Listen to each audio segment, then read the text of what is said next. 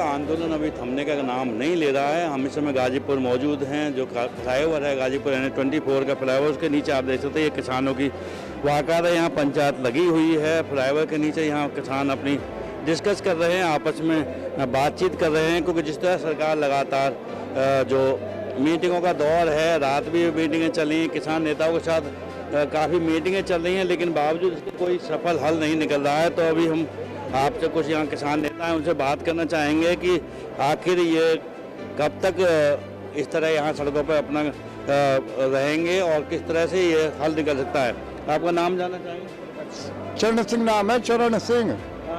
चरण सिंह जी, बात करें कि अभी तक क्यों हल नहीं निकाल पा रही सरकार? ये हल निकाले सरकार, हल नहीं निकाल ली तो हमारे क्या हाथ में है? सरकार काटेगी हल में जा, और कौन काटेगा? किसान जो है ऐसे नहीं आ रहा अब का जो किसान आ रहा है बिल्कुल आर पार के मूड में आ रहा, इसे हल काटना पड़ेगा। कोई इसे मतलब इसके दिमाग में आश्वासन दे के या भका फुसला के उठा दे किसान को, वो नहीं होने वाला। अभी तक की आपने बातचीत सुनी होंगी, क्या लग रहा है कि सरकार बहका रही है या एक आश्वासन, झूठे आश्वासन, एक चीज को अपने मतलब इसमें बैठाकर कानून बना दिया। किसान को क्यों नहीं पूछा कानून बना था इसने? चलिए, और भी हमारे साथ नेता हैं। आपका नाम जानना चाहेंगे? जी, धर्मवीर चौधरी। हाँ धर्मवीर जी, कहाँ से आप लोग? अलीगढ़ से। खैर क्या लग रहा है आपको? लगातार बातचीत हो रही है और फिर क्या लगता है? ये कुछ नहीं, झूठे आश्वासन देंगे, बरगलाएंगे बस, और क्या है। ये इंतजार कर रहे हैं कैसे भी किसान यहाँ से परेशान होकर चला जाए, लेकिन हम जाने वाले नहीं हैं। हम कूड़े में जब बैठ सकते हैं, गांव में भी हमें ऐसे ही रहना है, खेतों में कूड़े में गंदगी में नहीं समझ रहे, हम यहाँ भी रहेंगे। अब कहीं ना कहीं सवाल उठने लगे हैं, कुछ लोग कह रहे हैं राजनीतिकरण हो रहा है इस किसान आंदोलन का। इसमें कोई भी राजनीति नहीं है। किसान बिल्कुल परेशान होकर निकला है। 3 गुने बिजली के रेट हुए हैं। सारी जितनी भी योजना है अडानी अंबानी को केंद्र में रख के उन्हीं के हिसाब से बनाई जा रही है। गैस अगर अंबानी की है तो गैस सिलेंडर दिए जा रहे हैं, उसका पेमेंट भुगतान गवर्नमेंट कर रही है हमारे कोटे से। हमें डीजल महंगा हो रहा है, उसी चक्कर में हमारा डीजल महंगा हो जाता है। अडानी को कोयला खान दे दी है तो उसी के चक्कर में उसमें रेल लाइन दे दी, उसको रेल दे दी, ट्रेन दे दी, मालगाड़ी उसकी ढो रही है। बिजली का बनाने का उसका है ही पहले से संयंत्र, जो भी कारखाना है। तो ये चैन ऐसे बनाई गई है। दिल्ली का अमीर आदमी 2.5 रुपये यूनिट ले रहा है, किसान गांव का 7.5 रुपये यूनिट ले रहा है।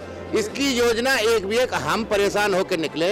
हमारा पहले हाथ दबाया उसने नोटबंदी, दूसरा हाथ दबाया GST, अब तीसरा हाथ हमारे गले पे डाल दिया है। ये हम बिल्कुल या तो यहाँ मर जाएंगे या वहाँ गाँव में जाके मरना है। हमारे तो खेत इसको छीनने की इसने अपनी ठान ली है, हम इसको होने नहीं देंगे। चलिए बाबा कुछ कहना चाह रहे हैं?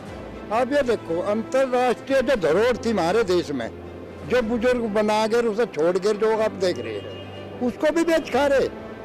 इनकी माँ के है, उन्होंने बनाई क्या? लाल किला बेच देना ना है? कौन है इसका जिम्मेदार? यही है ना। तो रेलवे है, रेलवे भी ना बेच गए, क्या होगा? यही तो लोग रहेंगे इसमें, 5-7 ही लोग इसमें जो सारी सरकार को भी चला रहे, और जो ये कहे वही सरकार, उसी से सरकार चल रही। बिल्कुल सही कहा बुजुर्गों ने, बड़ी बात कही है कि वाकई कुछ देश की धरोहर है, उन पर भी सवाल इंसान खड़ा हुआ है। क्या कहना चाहेंगे?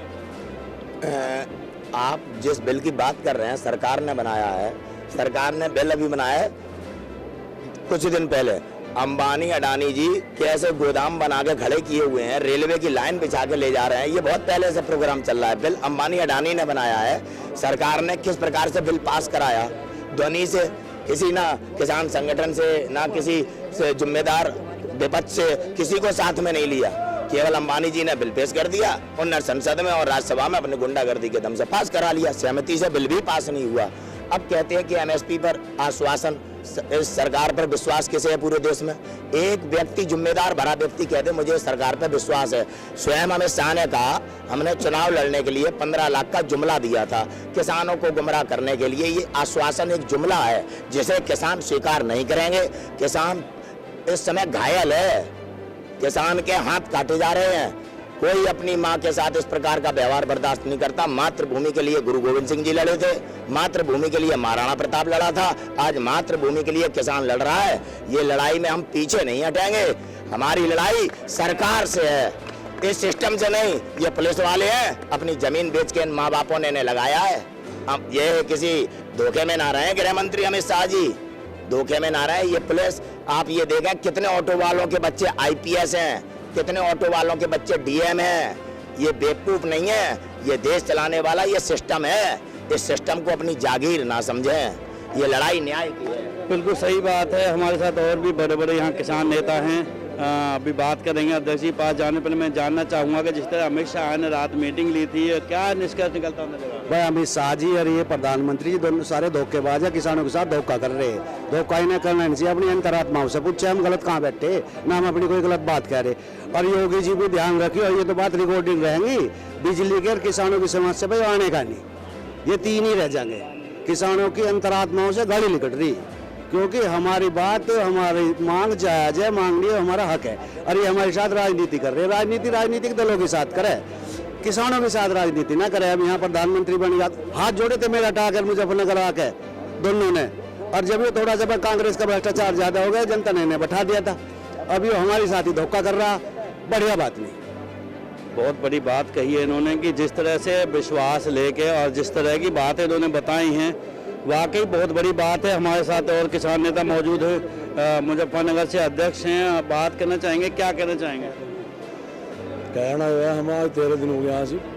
अब तो सरकार हमें गुस्सा ही दिवा रही है। यहाँ बैठो बैठो हमारा गुस्सा बहुत तेज होता आ रहा है, और हमने किसान इस सरकार पर भरोसा भी करा। सरकार बनाई, हमने किसानों की सरकार बनाई, और अपने मन की बात बताओगे, हमारे मन की कुछ नहीं सुनी। हमें 13-14 दिन यहाँ पड़े हो गए, हमारे मन की बात का सब पता ही नहीं लग रहा। जो हमारे अधिकार हैं वे हमें नहीं मिल रहे, जो हमारे अधिकार हैं और उन्होंने कानून लागू कर दिया। हम इतने यहाँ से नहीं जाएंगे, इतनी हमारी मांगे पूरी नहीं होगी। हम मर जाएंगे, मिट जाएंगे, पर यहाँ से हम नहीं जाएंगे। बात करें कि लगातार मीटिंगें हो रही हैं, तो क्या लग रहा है आपको? कुछ नहीं लग रहा, इसमें सब धोखाधड़ी हो रही है। मीटिंग वीटिंग कोई हमारे हिसाब की नहीं हो रही है, सब धोखाधड़ी है। तो बिल्कुल सही कहा है कि मीटिंगें जो हो रही हैं। और भी एक भाई बोलना चाह रहे हैं। हाँ जी, क्या कहना चाहेंगे?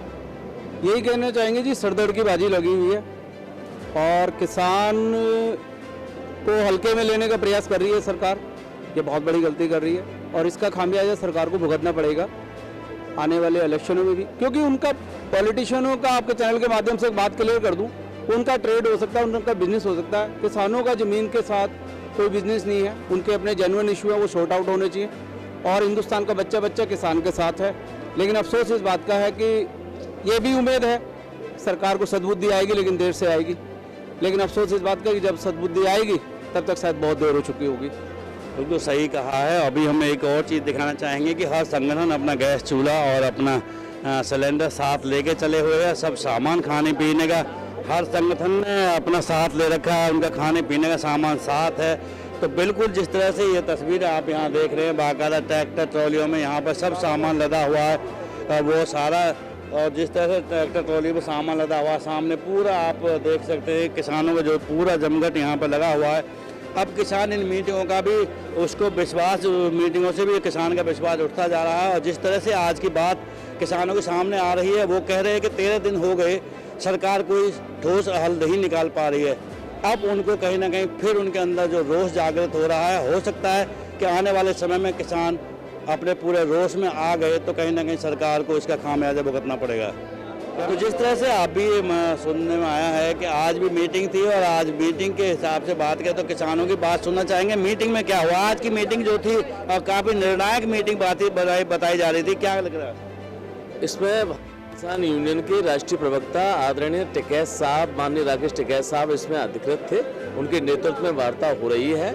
ऐसा अभी यहाँ पे बताया गया है कि जो बिल जिस तरह से भारतीय किसान यूनियन तीनों बिलों को वापस करने की बात कर रही थी, सरकार ने उसको नहीं माना है। ये माननीय राकेश टिकैत साहब का जो आदेश होगा, जो निर्णय होगा, भारतीय किसान यूनियन पूरे उत्तर प्रदेश नहीं पूरे हिंदुस्तान की यूनियन उनके साथ है। उनके साथ कदमों से कदम मिला के आगे बढ़ेगी। उन्होंने वो ये कहेंगे कि आप पीछे से हटे तो पीछे हट जाएंगे, वो ये कहेंगे बैरियर तोड़ दो, बैरियर तोड़ दो। बिल्कुल जिस तरह से आज की मीटिंग अहम मानी जा रही थी, और जहाँ तक किसान नेता जो कि राकेश टिकैत पूर्व दिवंगत नेता रहे हैं, किसानों के महेंद्र टिकैत के पुत्र हैं, उनके आदेशानुसार जैसे कि यहाँ बताया, उनकी टीम के लोग बता रहे हैं कि आज की मीटिंग को दरकार कर दिया गया है, क्योंकि किसानों के हित में आज का निर्णय नहीं था मीटिंग में। तो किसान नेता राकेश टिकैत उनकी सरकार की मांगों को मानने से मना कर दिया। अब इंतजार है इन किसानों का राकेश टिकैत के आदेश का कि वो क्या आदेश देते हैं आके और किस तरह का आगे यहाँ पर किसान आंदोलन रूप लेगा। कैमरामैन प्रिंस के साथ योगेश सोलंकी, तेज निगाहें, दिल्ली।